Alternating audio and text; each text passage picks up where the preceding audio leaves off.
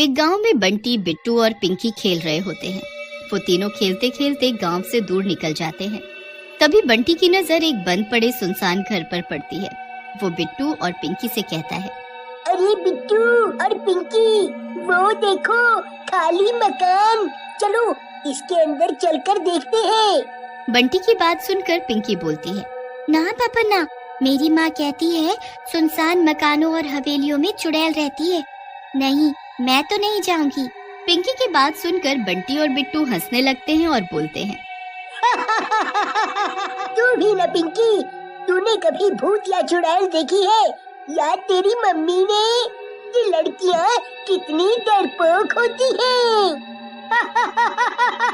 सही कह रहे हो बिट्टू, इसे तो लेकर ही नहीं आना चाहिए था।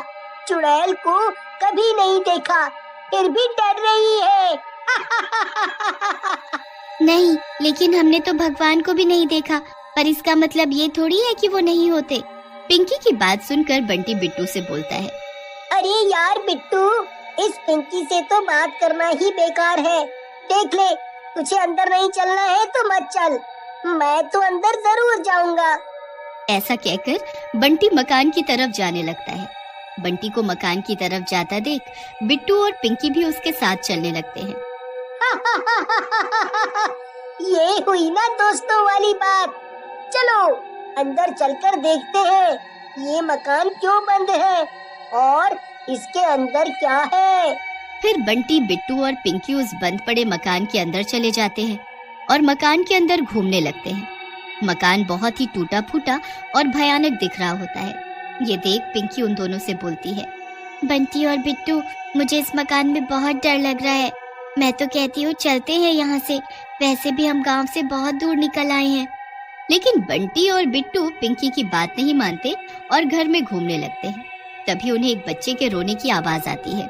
बिट्टू आवाज सुनकर उन दोनों से कहता है, अरे पिंकी और बंटी, तुमने किसी बच्चे के रोने की आवाज सुनी?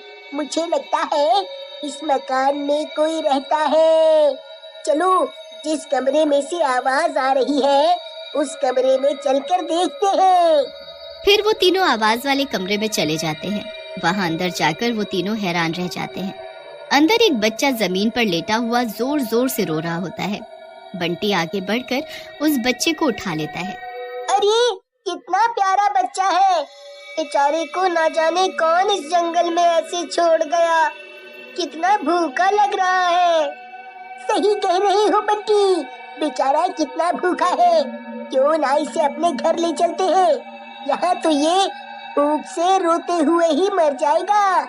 तुम दोनों ऐसा मत करो, कल को इसकी माँ यहाँ आई तो अगर उन्हें उनका बच्चा नहीं मिलेगा तो उन्हें कितना दुख होगा। पिंकी की बात सुनकर बिट्टू और बंटी जोर जोर से हंसने लगते हैं और बंटी बोलता है, अरे कोई नहीं आएगा। अगर किसी को आना ही होता तो ऐसे जंगल में इतने छोटे बच्चे को कौन छोड़ता। अब तुम हमारा साथ दो या नहीं, लेकिन अब ये बच्चा हमारे साथ ही जाएगा। उन दोनों की बात सुनकर पिंकी भी उनका साथ देने को राजी हो जाती है। फिर वो तीनों बच्चे को उठाकर वहाँ से चले जाते हैं। लेकिन वो तीनों इस बात से अनजान होते हैं कि वो असली में चुड़ैल का बच्चा है। रात में चुड़ैल मकान में वापस आती है। अरे मेरा बेटा कहाँ गया? कहाँ है मेरा राजा बेटा? चुड़ैल अपने बच्चे को पूरे मकान में देखती है, लेकिन उसे अपना बेटा कहीं नहीं दिखता। कहाँ गया मेरा बेटा? कौन ले गया उसे? कहीं कोई तांत्रिक तो यहाँ नहीं आया? अरे मेरा बेटा कहाँ चला गया? कहाँ ढूंढूं उसे? ऐसा कहकर चुड़ैल घर से बाहर अपने बेटे की तलाश में निकल जाती है। उधर काफी रात हो जाने पर बिट्टू और बंटी के माता पिता दोनों बहुत परेशान हो जाते हैं। संतोष, ये तेरा बेटा बिट्टू तो बहुत ही आवारा है। इतनी रात रात को भी घूमता रहता है। आने दो, उसकी टांगे तोड़ता हूँ। ये तेरा बेटा क्या है? ऐसे कह रहे हो जैसे मैंने अकेले पैदा किया है। तुम्हारा तो कोई है ही नहीं। खबरदार जो अगर मेरे फूल से बेटे को कुछ भी कहा तो। तभी वहाँ बिट्टू, बंटी और पिंकी बच्चे के साथ आ जाते हैं। बच्चा जोर जोर से रो रहा होता है। बच्चे को देखकर हरीश बोलता है, लो देख लो अपने लाडले की करतूत। ना जाने इसका बच्चा उठा लायो। चलो अब जेल चलने की भी तैयारी करो। पिताजी, आप हमेशा ऐसी बातें क्यों बोलते हैं? ये मैं कहीं से उठाकर नहीं लाया हूँ, बल्कि ये बेचारा मुझे जंगल वाले मकान में मिला है। फिर वो तीनों हरीश और संतोष को बच्चे के मिलने की कहानी बताते हैं। तुम दोनों भाई अभी इसे वापस जंगल में छोड़ कर आओ। हम किसी मुसीबत में नहीं पड़ना चाहते। पिताजी, हम आपके ही बच्चे हैं ना, कहीं किसी और के तो नहीं है ना? आप भी कैसी बातें कर रहे हो? कौन जाएगा इतनी रात को छोड़ने के लिए? कल सुबह जाएंगे हम दोनों। ऐसा कहकर बिट्टू और बंटी बच्चे को लेकर अपने कमरे में चले जाते हैं। ये देख हरीश संतोष से कहता है, ओहो, कैसे मनहूस पैदा किए हैं तूने। मेरी तो एक भी बात नहीं सुनते। ये दोनों एक दिन हम दोनों को भी मरवाएंगे, तू देखना। देखो जी, मेरे दोनों लाडलों को तो कुछ बोलो मत, समझे? जब शक्ल अच्छी नहीं है तो कम से कम बात तो अच्छी कर लिया करो। सो जाओ चुपचाप। उधर रात में चुड़ैल अपने बच्चे को ढूंढते ढूंढते उनके घर आ जाती है और खिड़की में से झांकती है। उसका बेटा बंटी और बिट्टू के बीच में सो रहा होता है। तो ये इन दोनों मनहूसों की करतूत है। ये दोनों मेरे बेटे को उठाकर लाए हैं यहाँ, अभी मजा चखाते हुए नहीं। ऐसा कहकर चुड़ैल बिट्टू और बंटी के दरवाजे पर जोर जोर से दस्तक देती है। दरवाजे पर जोर जोर से हो रही आवाज सुनकर हरीश उठ जाता है और डरते हुए बोलता है, अरे ओ मनहूस औरत, उठ जा।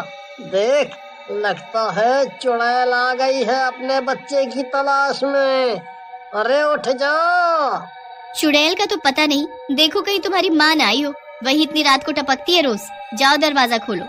लेकिन हरीश दरवाजा खोलने नहीं जाता है और दरवाजा खटकने की आवाजें आती रहती हैं। ये देखकर संतोष कहती है, कैसा डरपोक मर्द मिला है मुझे।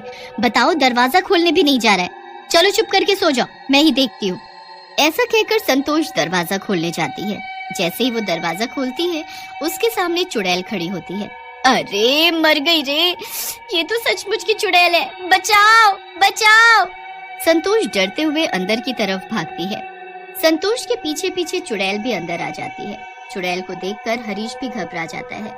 देखा ना मनहूस औरत, मैंने कहा था तेरे ये दोनों अनमोल रतन एक दिन हम दोनों को मरवाएंगे। देख, चुड़ैल आई है हम दोनों को मारने। आज तुम सबकी मौत आई है। तुम्हारे उन दोनों लाडलों को मेरा बेटा नहीं उठाकर लाना चाहिए था। मैं अब तुम सबको मार डालूंगी। सबसे पहले तेरे उन दोनों लाडलों को। चुड़ैल की बात सुनकर संतोष को गुस्सा आ जाता है और वो झाड़ू से चुड़ैल को पीटने लगती है और बोलती है, तू मेरे बेटों को मारेगी? मैं आज झाड़ू से मार मार कर तुझे सीधा कर दूंगी, समझी? चुड़ैल और अपने माँ बाप का झगड़ा देखकर बिट्टू और बंटी भी बच्चे के साथ नीचे आ जाते हैं। अपने बच्चे को देखकर चुड़ैल बोलती है, मेरा बेटा, मेरा राजा, आजा अपनी माँ के पास। इन इंसानों से दूर रह बेटा। लेकिन चुड़ैल का बेटा बिट्टू और बंटी के पास ही रहता है।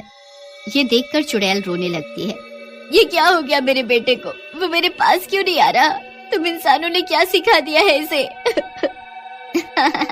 हमने इसे कुछ नहीं सिखाया चुड़ैल जी। ये हमारा प्यार देखकर हमारे पास ही रहना चाहता है।